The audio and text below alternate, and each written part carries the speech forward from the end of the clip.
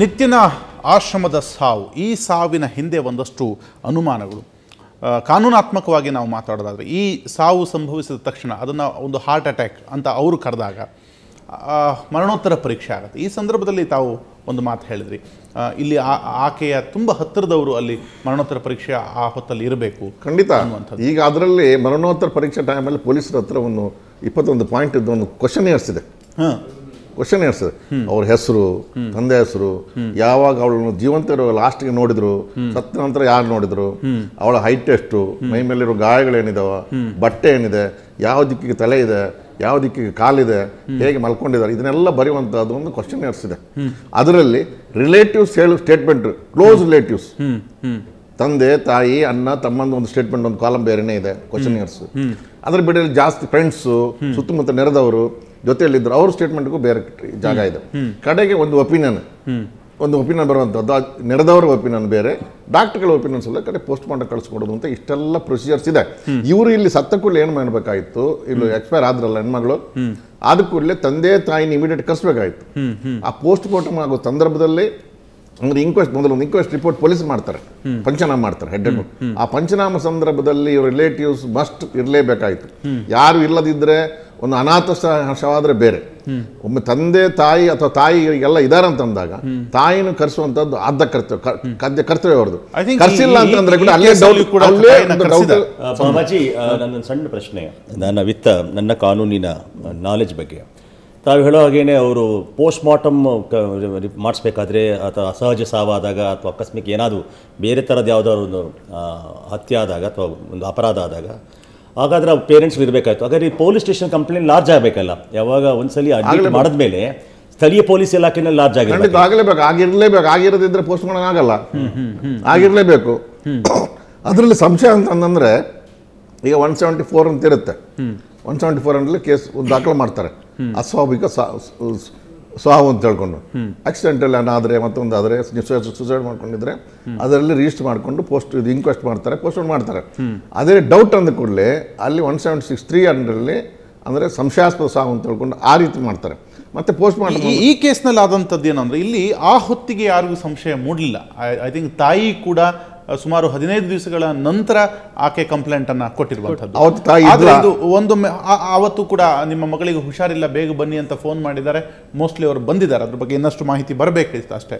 ಆ ಹೊತ್ತಲ್ಲಿ ತಾಯಿ ಇದ್ದಿರ್ಬೋದು. ಸಹಜವಾಗಿ ಹಾರ್ಟ್ ಅಟ್ಯಾಕ್ ಆದಾಗ ಅದು ಕೂಡ ಪೊಲೀಸ್ ಫೈಲಲ್ಲಿ ದಾಖಲಾಗತ್ತಾ? ಖಂಡಿತ ದಾಖಲಾಗತ್ತೆ. ಈಗ ಹೆಚ್ಚಿನವ್ರು ಏನು ಹಾರ್ಟ್ ಅಟ್ಯಾಕ್ ಗೊತ್ತಿದ್ದು ಮನೇಲಿ ಗೊತ್ತಿದ್ದಾಗ ಕೊಡೋಲ್ಲ, ಅದು ಮನೆಯಲ್ಲಿ ಆಗ್ಬಿಟ್ಟು ಅಂದ್ರೆ ಹಾರ್ಟ್ ಅಟ್ಯಾಕ್ ಗೊತ್ತಿದ್ದು ಮೊದಲೇ ಹಾರ್ಟ್ ಪೇಷಂಟ್ ಆಗಿದ್ದು, doctor heart patient BP sugar ಅಂತದೆಲ್ಲ ಇದ್ರೆ ಅದ್ರ ಮೇಲೆ ಇದು ಮಾಡ್ತಾರೆ. ಆದ್ರೆ ಇಲ್ಲಿ ಇರುವುದು ಆಶ್ರಮ ಇವಳಿಗೆ ಸ್ವಾಮಿಗಾಗ್ಲಿ ಆಶ್ರಮದಲ್ಲಿ ಇರುವವ್ರಿಗೆ ಯಾರಿಗೂ ಸಂಬಂಧ ಅಲ್ಲ. ಅವಳು ಮಗಳಲ್ಲ, ಅಕ್ಕಲ್ಲ, ತಂಗಿಯಲ್ಲ, ಅಣ್ಣಲ್ಲ, ತಮ್ಮಲ್ಲ. ಹಾಗಿರುವಾಗ ಇಟ್ ಈಸ್ ಮಸ್ಟ್ ಪೊಲೀಸ್ ಸ್ಟೇಷನ್ಗೆ ಇನ್ಫಾರ್ಮೇಶನ್ ಕೊಡಲೇಬೇಕು, ಕೊಟ್ಟರಲ್ಲಿ ಪೋಸ್ಟ್ ಮಾರ್ಟಮ್ ಕೇಸ್ ದಾಖಲಾಗಲೇಬೇಕು, ಅದೊಂದು ಇನ್ಕ್ವೆಸ್ಟ್ ಆಗಲೇಬೇಕು. ಅದು ಯಾವುದೇ ಡೆತ್ ಇರ್ಬೋದು. ಯಾಕಂದ್ರೆ ಇಫ್ ದೇ ಆರ್ ಇವರು ಕೂಡ ಎಲ್ಲಿ ಡೆತ್ ಆಯ್ತು ಅವರು ಕೂಡ ಒಂದು ರಿಸ್ಕ್ ಅನ್ನು ಅವಾಯ್ಡ್ ಮಾಡಬೇಕಾದ್ರೆ ಇಮಿಡಿಯೇಟ್ಲಿ ಪೊಲೀಸ್ ಸ್ಟೇಷನ್ ಕಂಪ್ಲೇಂಟ್ ಕೊಡಲೇಬೇಕು. ಎಸ್ ಒಂದೊಮ್ಮೆ ಇದು ಕೇವಲ ಅವರ ರಿಲೇಷನ್ಸ್ ಮಾತ್ರ ಅಲ್ಲ, ಯಾರೇ ಕೂಡ ಒಬ್ಬ ಕಾಳಜಿ ಇರುವವರು ಕಂಪ್ಲೇಂಟ್ ಕೊಡ್ಬೋದು. ಈಗಲೂ ಕೂಡ ಈಗ ತಾಯಿ ನೀವೆಲ್ಲ ಇಂಟರ್ವ್ಯೂ ಮಾಡಿದ್ರಿ ತಾಯಿನ, ಅವ್ಳು ಬೇಕಾದಷ್ಟು ನನಗೆ ಮನೆ ಹೋದಾಗ ಬಿಟ್ಟಿಲ್ಲ, ಒಮ್ಮೆ ಬಂದ ಗಾಯ ಇತ್ತು, ಅವನು ಯಾವ್ದು ಆನಂದ ಜೊತೆಯಲ್ಲಿದ್ದ, ಹಂಸಾನಂದ ಒಬ್ಬ ಜೊತೆಯಲ್ಲಿದ್ದ, ಅವನ ವಿಡಿಯೋ ತೋರಿಸಿದ್ರು, ಅವಳು ಬಹಳ ಭಯದಲ್ಲಿದ್ಲು, ಪುನಃ ಓದ್ಲು, ಬೇಕಾದಷ್ಟು ಕಸ ಹೇಳಿದಾಳೆ. ಅದನ್ನು ನೋಡಿದ್ರಂತಂದ್ರೆ ಆ ಸ್ಟೇಟ್ಮೆಂಟ್ ಇಟ್ಕೊಂಡು ಈಗಲೂ ಯಾರು ಬೇಕಾದ್ರೂ ಹೋಗಿ ಕಂಪ್ಲೇಂಟ್ ಕೊಡ್ಬೋದು. ತಾಯಿನೂ ಕೊಡ್ಬೋದು, ತಾಯಿ ಕೊಡ್ಲೇಬೇಕು. ಇಲ್ಲ ಯಾರು ಬೇಕಾದ್ರೂ ಆ ಇಂಟರ್ವ್ಯೂ ತಗೊಂಡು ಇವನ್ ಮೀಡಿಯಾದವ್ರು ಕೂಡ ಹೋಗಿ ಇಂಥದ್ದಿದೆ ಡೌಟ್ಫುಲ್ ಅಂತ ಕಂಪ್ಲೇಂಟ್ ಕೊಡ್ಬೋದು. ಸಾಕಷ್ಟು ಸಮಯದಿಂದ ಹೋರಾಟ ಮಾಡ್ಕೊಂಡು ಬಂದಿದ್ದೀರಿ ಪಾಟೀಲ್. ಸ್ವಯಂ ಪ್ರೇರಿತವಾಗಿ ತಾವು ಕೂಡ ಈಗ ಒಂದು ಕಂಪ್ಲೇಂಟ್ ಕೊಡ್ಬೋದು. ಒಂದೊಮ್ಮೆ ಕೊಡಕ್ಕೆ ಹೋದ್ರೆ ಅಲ್ಲಿ ನಿಮಗೆ ಸಕಾರಾತ್ಮಕವಾದಂಥ ಪ್ರತಿಕ್ರಿಯೆ ಸಿಗುತ್ತಾ? ಇಲ್ಲ, ನಾನು ಈ ಸುಮಾರು ಅವನು ಭೂ ಹಗರಣ ಇರ್ಬೋದು, ನಮ್ಮ ಶಿವಮೊಗ್ಗದ್ದು ತಂದೆ ತಾಯಿಗಳು ಬಂದಾಗ ಬಿಡದಿ ಆಶ್ರಮ ಕರ್ಕೊಂಡು ಹೋದಂಥದ್ದು ನಾನೇ ಅವಾಗ ಪೊಲೀಸ್ ಸ್ಟೇಷನ್ ಹತ್ರ ಕರ್ಕೊಂಡು ಹೋದಾಗ ಕಂಪ್ಲೇಂಟ್ ಕೊಡಕ್ಕೆ ಹೋದ ತಕ್ಷಣ ಪೊಲೀಸರಿಗೆ ಏನಾಗುತ್ತೋ ಗೊತ್ತಿಲ್ಲ, ಅವರು ಆ ವಿಚಾರದಲ್ಲಿ ಭಾಳ ನಿಷ್ಕಾಳಜಿತಾನೆ. ಹೌದಾ, ಬರ್ರಿ ಲೀಡ್ರಿ, ನಾನು ಆಮೇಲೆ ವಿಚಾರ ಮಾಡ್ತೀನಿ. ನನಗೂ ಕಾನೂನು ಗೊತ್ತಿದೆ. FIR ಮಾಡಿ ಅಂತಂದ್ರೆ ಅದು ಆಮೇಲೆ ವಿಚಾರಣೆ ಮಾಡಿ FIR ಮಾಡ್ತೀವಿ ಅನ್ನೋ ಉದ್ದಟತನದ ಹೇಳಿಕೆಗಳನ್ನ ಹೇಳುವಂತ ಕೆಲಸ.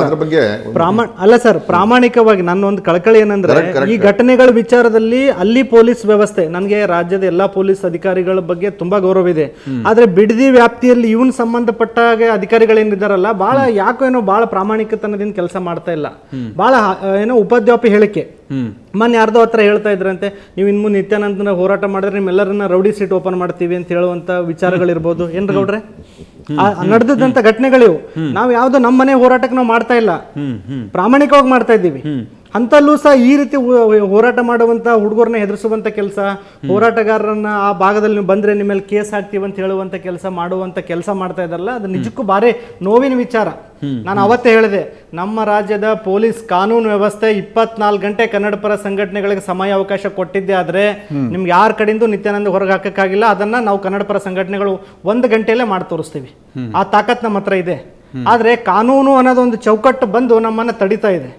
ಇವತ್ತು ಎಷ್ಟೋ ಪ್ರಕರಣಗಳ ಮೇಲೆ ನಾವು ಕೊಟ್ಟಿದ್ದೀವಿ, ಒಂದು FIR ಆಗಿಲ್ಲ. ಮೊನ್ನೆ ಒಬ್ಬ ಪೊಲೀಸ್ ಹೇಳ್ತಾರೆ, ಸರ್ ನಿಮ್ಮ ಮೇಲೆ ರಮೇಶ್ ಗೌಡ್ರ ಮೇಲೆ ಸಮನ್ಸ್ ಬಂದಿದೆ, ನೀವು ಬಂದು ಕೋರ್ಟಿಗೆ ಅಟೆಂಡ್ ಆಗ್ಬೇಕು ಅಂತ ಹೇಳಿದ್ರು. ಯಾವ ಸಮನ್ಸ್ ರೀ ಅದು ಅಂತ ಕೇಳಿದಿಲ್ಲ. ನಿತ್ಯಾನಂದ ಹಿಂದೆ ನೀವು ಹೋರಾಟ ಮಾಡಿದ್ರೆ ಅದು ಕೇಸ್ ಆಗಿದೆ ಸರ್ ಅಂತ ಇವತ್ತು ಹೇಳ್ತಾ ಇದ್ದಾರೆ. ಅದಕ್ಕೆ ಈ ವಿಚಾರದಲ್ಲಿ ಬಹುಶಃ ಬಲಿ ಪಶುಗಳಾಗೋದು ಕನ್ನಡ ಪರ ಹೋರಾಟಗಾರರೇ. ಆದ್ರೂ ಅದಕ್ಕೆ ನಮ್ಗೇನು ಭಯ ಇಲ್ಲ. ಈಗ ನೂರಾರು ಕೇಸ್ಗಳು ಕನ್ನಡ ಪರ ಹೋರಾಟದ ಚಳವಳಿ ನಮ್ಮ ಮೇಲೆ ಬಿದ್ದಿದ್ದಾವೆ. ಇವತ್ತು ಏನು ಭಯ ಇಲ್ಲ. ಖಂಡಿತ ಅವ್ರ ತಾಯಿ ಇವತ್ತೇನೋ ಬರ್ತಾ ಇದಾರೆ ಅಂತ ಮಾಹಿತಿ ನನಗಿದೆ. ಒಂದ್ ವೇಳೆ ಆ ತಾಯಿ ಬಂದಿದ್ದೆ ಆದ್ರೆ ಆ ತಾಯಿಯನ್ನ ಕರ್ಕೊಂಡೋಗಿ ಬಿಡದಿ ಸ್ಟೇಷನ್ ಅಲ್ಲಿ ಪ್ರಕರಣ ದಾಖಲೆ ಮಾಡುವಂತ ಕೆಲಸ ಕರ್ನಾಟಕ ನವನಿರ್ಮಾಣ ಸೇನೆಯಿಂದ ಮಾಡ್ತೀವಿ. ಪೊಲೀಸ್ ಅಧಿಕಾರಿಗಳಿಗೂ ನನ್ನ ಪ್ರಾಮಾಣಿಕ ಕಳಕಳಿ ಮನವಿ ಇಷ್ಟೇ, ಅದು ಸಮಗ್ರ ತನಿಖೆ ಆಗಲಿ. ನಮ್ಗೆ ನಿತ್ಯಾನಂದ ಶತ್ರು ಅಲ್ಲ. ನಿತ್ಯಾನಂದನ ಮೇಲೆ ವೈಯಕ್ತಿಕವಾದಂಥ ದ್ವೇಷ ಸಾಧನೆ ಮಾಡುವಂಥ ಕೆಲಸಕ್ಕೆ ಕನ್ನಡ ಪರ ಸಂಘಟನೆಗಳು ಮುಂದಾಗಿಲ್ಲ. ರಾಜ್ಯದಲ್ಲಿ ಬಹಳಷ್ಟು ಮಠಾಧೀಶರನ್ನು ಪ್ರಶ್ನೆ ಮಾಡಿದ್ರು, ನಿತ್ಯಾನಂದ ಒಬ್ಬ ತಮಿಳು ಅನ್ನೋ ಕಾರಣಕ್ಕಾಗಿ ಕನ್ನಡ ಪರ ಸಂಘಟನೆಗಳು ಅವನ ಮೇಲೆ ಹೋರಾಟ ಮಾಡ್ತಾ ಇದ್ದೀರಾ ಅಂತ ಪ್ರಶ್ನೆ ಮಾಡಿದಂಥ ಸಂದರ್ಭದಲ್ಲಿ ನಾನು ಹೇಳಿದೆ, ಖಂಡಿತ ನಿತ್ಯಾನಂದ ಒಬ್ಬ ಒಳ್ಳೆಯ ಸಂತ, ಒಬ್ಬ ಒಳ್ಳೆಯ ಸನ್ಯಾಸಿ, ಒಳ್ಳೆಯ ಧಾರ್ಮಿಕ ಮುಖಂಡ ಆಗಿ ಕರ್ನಾಟಕದ ನೆಲದಲ್ಲಿ ಇದ್ದಿದ್ದೆ ಆದರೆ ಅದು ನನಗೂ ಗೌರವ, ಈ ನಾಡಿಗೂ ಗೌರವ, ಕನ್ನಡದ ಜನತೆಗೂ ಗೌರವ. ಆದರೆ ಅವು ಯಾವ ಕ್ವಾಲಿಟಿಗಳು ಅವನ ಹತ್ರ ಇಲ್ಲ. ಆ ಕಾರಣಕ್ಕಾಗಿ ಅವನು ಆ ಕಾವಿ ವೇಷದ ಒಬ್ಬ ದರೋಡೆಕೋರ, ಕಾವಿ ವೇಷದ ಒಬ್ಬ ರೌಡಿ. ಆ ಕಾರಣಕ್ಕಾಗಿ ಅವನನ್ನ ಈ ಸಂದರ್ಭದಲ್ಲಿ ಸಹಿಸಿಕೊಳ್ಳುವಂತ ಕೆಲಸ ನಾವು ಮಾಡೋದು ಬೇಡ ಅಂತ ಹೇಳಿ ಕಾನೂನು ಮುಂದೆ ಯಾವುದೇ ಭಾಷೆ ಆಗಲಿ, ಜಾತಿ ಆಗಲಿ, ಕನ್ನಡ ಆಗಲಿ, ತಮಿಳು ಆಗಲಿ ಬರಲ್ಲ. ಆದ್ರೆ ಇಲ್ಲಿ ಕೂಡ ಸ್ವಾಮಿಗಳು ಬರೇ ತಮಿಳುನಾಡಿನ ಸ್ವಾಮಿಗಳು ಬೇಕಾದಷ್ಟು ರಾಜರಾಜ ಟೆಂಪಲ್ ಕೂಡ ಇದ್ರು, ಯಾರು ಅವ್ರ ಮೇಲೆ ವಿಷಯ ಮಾಡಿಲ್ಲ. ಹಾಗಿರುವಾಗ ಇಲ್ಲಿ ಪೊಲೀಸರ ಕರ್ತವ್ಯ ಕಂಪ್ಲೇಂಟ್ ತಗೊಳ್ಳಲ್ಲ ಅಂತಂದ್ರಲ್ಲ ಇವರು. ನಿಜವಾಗಿ ಪೊಲೀಸ್ ಆಫೀಸರ್ಸ್ ನಾನು ಜನರಿಗೂ ಹೇಳ್ತೀನಿ, ಯಾರಿಗಾದ್ರು ಹೋದ ಕೂಡಲೇ ಅವ್ರ ಕಂಪ್ಲೇಂಟ್ ಒಂದು ಅದು ಕಾಗ್ನಿಸಬಲ್ ಅಫೆನ್ಸ್ 2 ಥರ ಅಫೆನ್ಸ್ ಇರುತ್ತೆ, ಕಾಗ್ನಿಸಬಲ್, ನಾನ್ ಕಾಗ್ನಿಸಬಲ್. ಇದೊಂದು ಜನರು ತಿಳ್ಕೊಬೇಕಾಗುತ್ತೆ. ಏನಂತಂದ್ರೆ ಬರೀ ಕೈಯಲ್ಲಿ ಹೊಡೆದಂತಂದ್ರೆ FIR ಮಾಡೋಕ್ಕಾಗಲ್ಲ ಇಮಿಡಿಯೇಟ್ಲಿ, ಮತ್ತೆ ಕೋರ್ಟ್ ಪರ್ಮಿಷನ್ ತಗೋಬೇಕು, ಕೋರ್ಟಿಂದ ಹೋಗ್ಬೇಕು, ಆನಂತರ ರಿಜಿಸ್ಟರ್ ಮಾಡೋಕ್ಕಾಗುತ್ತೆ. ಅಥವಾ ಅವ್ರಿಗೆ ಕೋರ್ಟಿಗೆ ಹೋಗಿ ಕಂಪ್ಲೇಂಟ್ ಕೊಡಿ ಅಂತ ಡೈರೆಕ್ಷನ್ ಕೊಡ್ತಾರೆ. ಸುಮ್ಮನೆ ಬೈತಾನೆ. ಅದೇ ಹೊಡೆದದ್ದು ಒಂದು ದೊಣ್ಣೆಯಲ್ಲಿ ಹೊಡೆದ ಹಾರ್ಟ್ ಸಂಸ್ಕೃತಿ ಹೊಡೆದ ಕೂಡಲೇ ಇಮಿಡಿಯೇಟ್ FIRs ಮಾಡಬೇಕಾಗುತ್ತೆ. ಇದು ಕಾಗ್ನಿಸಬಲ್, ಇದು ಬೇಕಾದಷ್ಟು ಡಿಫರೆನ್ಸಸ್ ಇದೆ. ಜೊತೆಯಲ್ಲಿ ಒಂದು ಬೈದ ಅಂತ ಸುಮ್ಮನೆ ಬೈದ ಅಂತಂದ್ರೆ ದೊಡ್ಡ ಅದು FIR ಮಾಡೋಕ್ಕಾಗಲ್ಲ. ಅದೇ ನೀನು ನಮ್ಗೆ ಕೈಕಾಲು ಮುರಿತೇನೆ, ಸಾಯಿಸ್ತೇನೆ ಅಂತ ಕೂಡಲೇ FIR ಮಾಡೋಕ್ಕಾಗುತ್ತೆ. ಹೀಗೆಲ್ಲ ಸ್ವಲ್ಪ ಡಿಫರೆನ್ಸ್ ಇರುತ್ತೆ. ಆದರೆ ಪೊಲೀಸ್ ಅಧಿಕಾರಿಗಳು ಯಾರೇ ಇರಲಿ ಇಂಥದ್ದು ಇದಲ್ಲ, ಇಮಿಡಿಯೇಟ್ ಕೇಸ್ ದಾಖಲು ಮಾಡಬೇಕು. ಬಂದ ಕೂಡಲೇ ಇದು ಕರ್ತವ್ಯ ಅವ್ರದ್ದು. ಇದರ ಬಗ್ಗೆ ಮೇಲಾಧಿಕಾರಿ ಆಗಲಿ, ಸರ್ಕಾರ ಆಗಲಿ ಭಾಳಷ್ಟು ಇನ್ಸ್ಟ್ರಕ್ಷನ್ ಕೊಟ್ಟಿದ್ದಾರೆ, ಸರ್ಕ್ಯುಲರ್ ಕೊಟ್ಟಿದ್ದಾರೆ, ಅದ್ರ ಬಗ್ಗೆ ನೋಡ್ತಾ ಇದ್ದಾರೆ. ಇದು ಡಿಪೆಂಡಿಂಗ್ ಅಪಾನ್ ಆಫೀಸರ್ಸ್ ಯಾರ್ಯಾರು ಇರ್ತಾರೆ ಅಲ್ಲಲ್ಲಿ ಆಫೀಸರ್ಸ್ ಅದು ಡಿಫ್ರೆಂಟ್ ಇದಾಗುತ್ತೆ. ಆಗಿರುವಾಗ ಮೊದಲನೇ ಕರ್ತವ್ಯ ಏನಂತಂದರೆ ಜನರು ತಿಳ್ಕೊಬೇಕು, ಅವ್ರು FIR ಇಶ್ಯೂ ಮಾಡಿಕೊಂಡು ಕಾಪಿ ಕೊಡಬೇಕು. ಮುಂದೆ ಬೇಕಾದ್ರೆ ಸುಳ್ಳು ಅಂತ ಹಾಕಲಿ ಅಥವಾ ಮಿಸ್ಟೇಕ್ ಅಂತ ಹಾಕಲಿ, ಬೇಕಾದಷ್ಟು ವಿಧಾನಗಳಿದಾವೆ. ಈಗ ಇಲ್ಲಿ ಒಂದು ಆಗಿರುವಂಥದ್ದು ಏನಂದ್ರೆ, ಈಗ ಆಶ್ರಮದ ಒಳಗಡೆ ನಡೆದಿರುವಂಥ ಸಾವು. ಸಾಮಾನ್ಯವಾಗಿ ಆಶ್ರಮ ಅಥವಾ ಕೆಲವು ಧರ್ಮಕ್ಕೆ ಸಂಬಂಧಪಟ್ಟಂತ ಕೇಂದ್ರಗಳಿಗೆ ಪೊಲೀಸ್ ಇಲಾಖೆ ಹೋಗುವುದಿಲ್ಲ ಅನ್ನುವಂತಹ ಭಾವ ಇದೆ. ಇಲ್ಲಿ ಏನಾಗಬಹುದು? ಸುಳ್ಳು. ಕೆಲವು ಕಾಲೇಜಿಗೆ ಹೋಗಬಾರ್ದು, ಸ್ಕೂಲ್ಗೆ ಹೋಗಬಾರ್ದು. Police officers prevention and detection is their important duty ಅವ್ರದ್ದು. ಕಾನ್ಸ್ಟಿಟ್ಯೂಷನ್ ಕೊಟ್ಟ ಕರ್ತವ್ಯ ಅವರಿಗೆ. ಆಗಿರುವಾಗ ಅದು ಪೊಲೀಸ್ ಸ್ಟೇಷನ್ದಲ್ಲಿ ಇರ್ಬೋದು, ಇದು ಒಂದು ಸ್ಕೂಲ್ ಇರ್ಬೋದು, ಮಠ ಇರ್ಬೋದು, ಮಂದಿರ ಇರ್ಬೋದು, ಮಸೀದಿ ಇರ್ಬೋದು, ಮತ್ತೊಂದು ಯಾವುದೇ ಇರ್ಬೋದು, ಅಲ್ಲಿ ಕಾಗ್ನಿಸಬಲ್ ಅಫೆನ್ಸ್ ಅಂತಂದರೆ police officers has got every right to interfere, every right to take complaint, every right to conduct investigation. ಅದ್ರ ಬಗ್ಗೆ ಅದೆಲ್ಲ ತಪ್ಪು ತಿಳುವಳಿಕೆ. ಕೆಲವರು ನಮ್ಮ ಕಾಲೇಜಿಗೆ ಬಂದ, ನಮ್ಮ ಕಾಲೇಜ್ ಒಳಗಡೆ ಬಂದರು, ಪ್ರಮಿಷನ್ಸ್ ಬಂದರು, ನಮ್ಮ ಕಾಲೇಜ್ ಪ್ರಿನ್ಸಿಪಾಲ್ ಕೇಳಬೇಕಾಯ್ತು. ಅಲ್ಲಿ ಒಬ್ಬರು ಜಗಳಾಡಿ ಸಾಯ್ಲಿಕ್ಕೆ ಹತ್ರ ಅದ ಪ್ರಿನ್ಸಿಪಾಲ್ ಕೇಳಕ್ಕೆ ಪುರ್ಸತ್ತಿರಲ್ಲ ಅವನಿಗೆ. They are duty to prevent the offence, prevent ಮಾಡಬೇಕಾಗುತ್ತೆ. They have to interfere.